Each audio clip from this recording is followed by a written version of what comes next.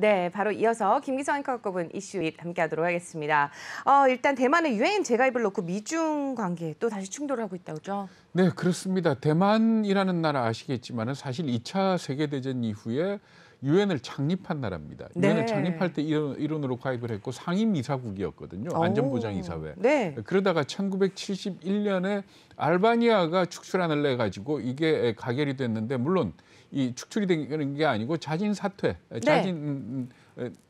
형식을 취하긴 했습니다만은 1971년에 그러니까 유엔에서 축출이 된 그런 결과를 빚게 됩니다. 그러니까 올해가 꼭 50년 되는 그런 때거든요. 그래가지고 대만에서는 50년 만에 유엔에 재가입하자라는 그런 캠페인이 벌어지고 있다 그럽니다. 그런데 토니 블링컨 미국 국무장관이 대만의 이러한 유엔 재가입에 대해서 힘을 실어주는 성명을 발표했습니다. 다른 회원국들도 대만이 재가입하는 데 대해서 지원하고 동참해 주기를 바란다라는 그런 성명을 발표를 한 겁니다. 네, 이런 상황에서 EU가 또 중국의 심기를 건드리고 나섰다면서요? 네, 그렇습니다. EU 의회가 대만을 방문하겠다 이렇게 밝혔다고 홍콩의 사우스차이나 모닝포스트 신문이 보도를 했습니다. 그러니까 이 대표단을 이끌고 있는 사람이 프랑스 의원인데 라파엘 글리키스만이라는 그런 의원이라 그럽니다. 원래부터 굉장히 대중 강경파고요. 매파로 이렇게 알려지고 있습니다. 그래서 신장 위구르 지역의 인권 문제라든지 이런 부분을 갖다가 많이 지적을 한 사람인데 사실 지금 현재 EU 의회하고 유럽연합 의회하고 중국이 상당한 갈등을 빚고 있거든요.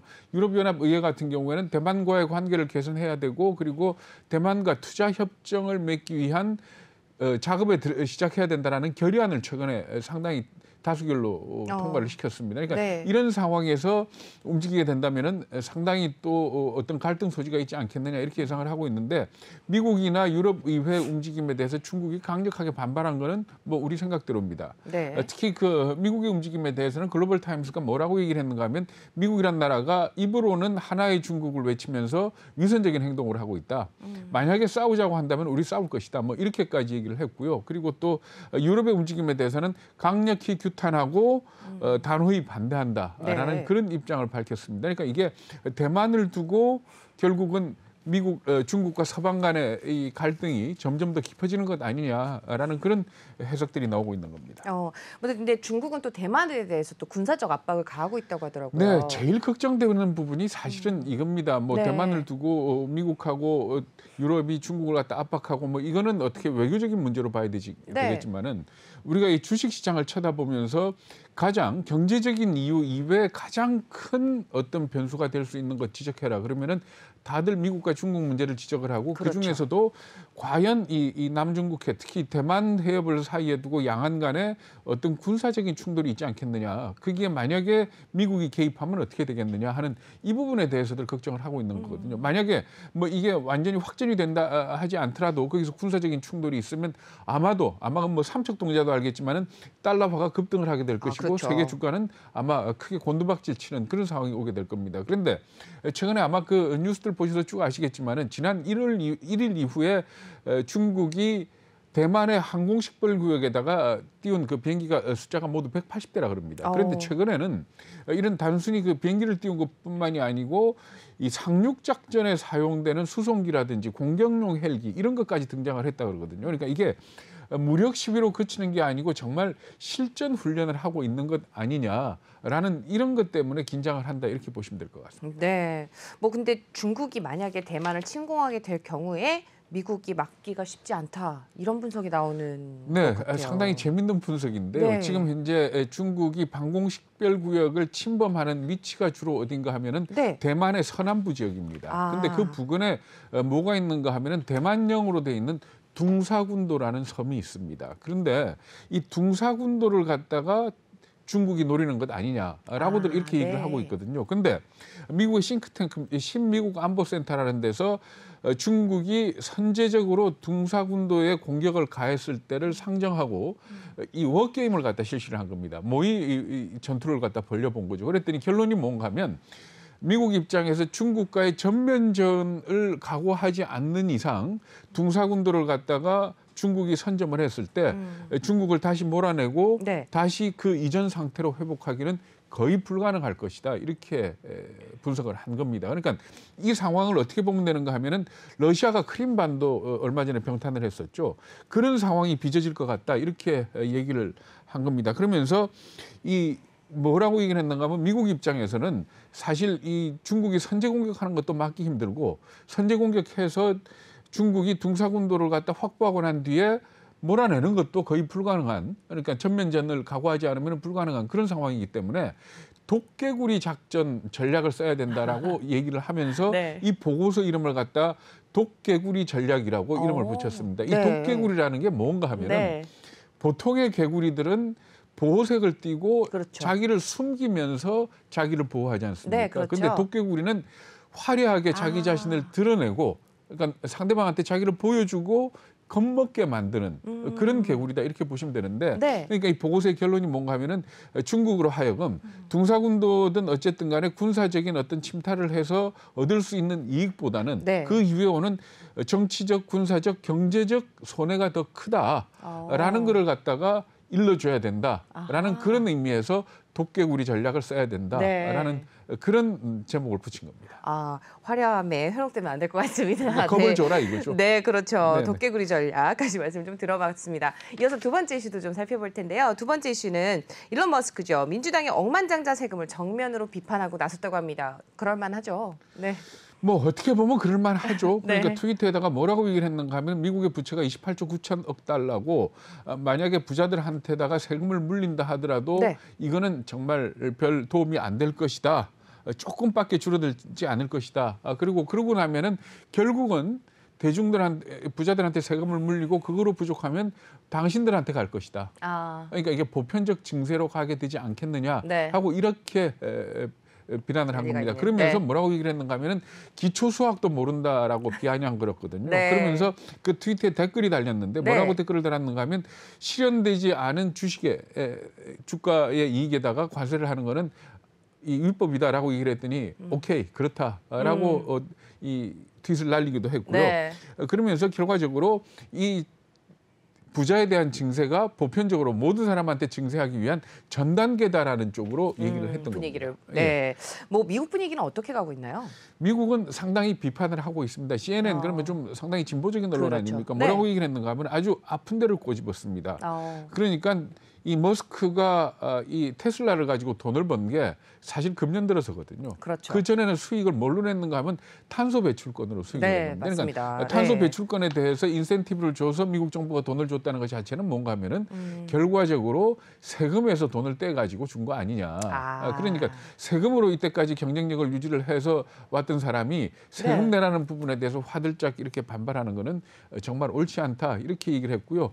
그리고 지금 억만장자 세금을 추진하고 있는 사람이 미국 상원의 민주당 재무위원장이죠. 네. 이 뭐라고 비판을 했는가 하면 이 론 와이든 위원 같은 경우에는 교활한 사람이다. 이렇게 얘기를 했고 네. 백악관은 좀 점잖게 비난을 했습니다. 네. 그러니까 이렇게 돈 많은 사람들이 미국의 경쟁력을 높이는 데 투자하는 데다가 기여를 해야 된다. 뭐 네, 이렇게 그렇죠. 얘기를 미국의 했습니다. 분위기죠. 근데 또 어제 같은 경우는 뭐 우리나라 부자 가운데서도 또 화제를 모은 사람들이 있잖아요. 신세계 그룹의 정용진 부회장입니다. 네. 미국의 부동산 잡지 더트가 보도를 한 내용인데 네. 비버리 힐스 아시죠? 네. 캘리포니아의 비버리 힐스에 그렇죠. 대저택을 샀다 이렇게 보도를 했습니다. 와. 저택이 이 가격이 얼마인가 하면은 네. 1,920만 달러, 우리 돈으로 한 225억 원쯤 되는 그런 저택인데 네. 이 원래 주인이 누군가 하면은 인도네시아의 탄광 재벌이라 그럽니다. 오. 탄광 재벌이 가지고 있던 이 저택을 샀는데 소개된 내용을 보면은 부지 넓이가 611평쯤 되고요. 그리고 네. 또 건물 면적은 308평쯤 된다 그럽니다. 네. 그리고 내부를 볼 것 같으면은 내부 사진도 실렸는데 어떤가 하면 영화관이 있고 와인 네. 저장고가 있고 피트니스가 있고 그리고 또 사우나가 있고 지하에 차고는 차를 6대 댈 수 있는 네. 그런 호화주택이다 이렇게 보도를 한 겁니다. 그러니까 이 보도가 나가니까 우리 이 독자들이 굉장히 많은 네. 이 댓글을 달고 그랬거든요. 그렇죠. 사실 정용진 회장이 이 큰 집 화주택을 상당히 좋아하는 것 같습니다. 그러니까 지금 그 분당 쪽에 있는 단독주택도 공시지가가 163억쯤 된다 그러죠. 그래서 그 동네에서 제일 비싼 집이라 그럽니다. 네. 그러니까 집에 상당히 이 관심이 많은 사람 같은데 더트가 이 정용진 회장이 집을 샀다는 걸 보도를 하면서 정용진 회장에 대해서 자세하게 소개를 했습니다. 그러니까 이명희 신세계그룹 회장의 아들이고 부회장이다. 뭐 이렇게 얘기를 했는데 사실 우리 정용진 회장 그러면은 이 SNS를 통해 가지고 네. 대중들하고 소통을 많이 하지 않습니까? 그렇죠. 대중들하고 소통을 한다는 것 자체는 대중들의 마음을 안다는 네. 그런 의미도 포함됐다 이렇게 봐야 되겠죠. 근데 네. 물론 본인은 보도가 안 나갔으면 좋겠다라고 생각을 했겠지만 어쨌든 이렇게 대저택 미국에서 맨하탄이 아닌 지역에서 2천만 달러 정도의 집이라면 엄청난 집입니다. 아, 그럼요. 맨하탄은 어차피 땅값이 비싸니까 그렇죠. 그렇다 손 치더라도 그러니까 이런 집을 갖다가 사는 것 자체는 아마 이 정용진 회장의 많은 팔로워들이 나하고는 정말 다른 사람이구나. 그러니까 말하자면 이 SNS를 이질감을 느낄 수 통해서 있는. 그렇죠. 네. SNS를 통해서 소통을 하고 신발 사진을 찍어서 올리고 뭐 요리하는 걸 보여주지만은 아, 이 사람은 200억짜리 집에 사는 나하고 다른 사람이구나 하고 이질감을 느낄 수 있게 되거든요. 그러니까 이런 부분에 대해서는 글쎄요. 자기 돈으로 좋은 집 사는 거 가지고 뭐라 그럴 수는 없겠지만은 조금 좀 안타까운 면이 있다. 이렇게 봐야 될 것 같습니다. 네, 말씀 잘 들었습니다. 이어서 세 번째 이슈도 좀 말씀 나눠보도록 하겠습니다. 최근에 LG생활건강 3분기 실적을 발표를 했는데요.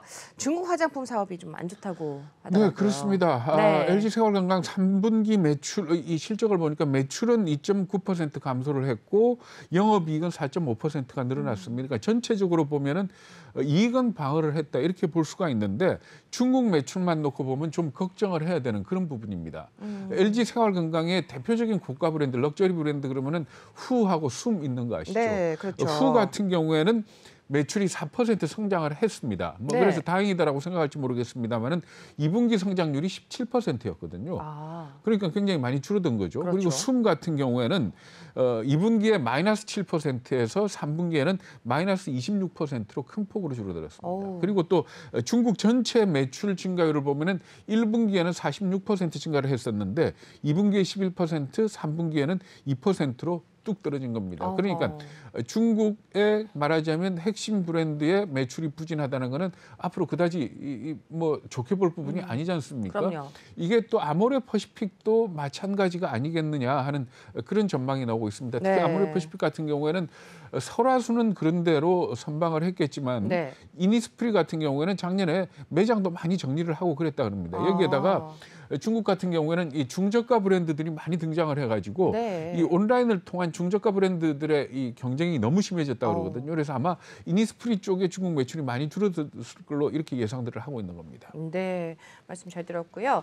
또 이렇게 중국에서 KB투가 갑자기 좀 퇴조하는 이런 상황 어떤 이유로 봐야 될까요? 몇 가지가 있는 것 같습니다. 네. 첫 번째는 중국 경제가 지금 안 좋지 않습니까? 그렇죠. 둔화되고 있지 않습니까? 3분기 경제 성장률이 당초 전문가들은 그래도 5%는 넘지 않겠느냐 이렇게 예상을 했는데 4.9%에 그쳤고 그리고 또 4분기에는 사실 더 암울합니다. 그러니까 뭐 전력난이라든지 원자재 문제라든지 이런 것 때문에 아마도 4분기에는 좀 더 안 좋을 것이다. 특히 부동산 경기가 죽고 있기 때문에 전반적으로 중국 경기는 안 좋아진다면은 아무래도 화장품 사업이 잘 되겠느냐 하는 이 부분이 있고요. 그리고 또 하나는 이 공동 부유 정책이 등장을 하고 난 이후에 네. 눈에 띄게 사치를 갖다가 자제하는 네. 그런 분위기가 나타나고 있다릅니다. 그러니까 아무래도 이런 화장품이라든지 럭셔리 브랜드 같은 경우에는 타격을 입을 수밖에 없다 이렇게 봐야 될 거고요. 네. 그리고 이거는 우리 한국 화장품하고 딱 관계가 되는 부분인데 뭔가 하면은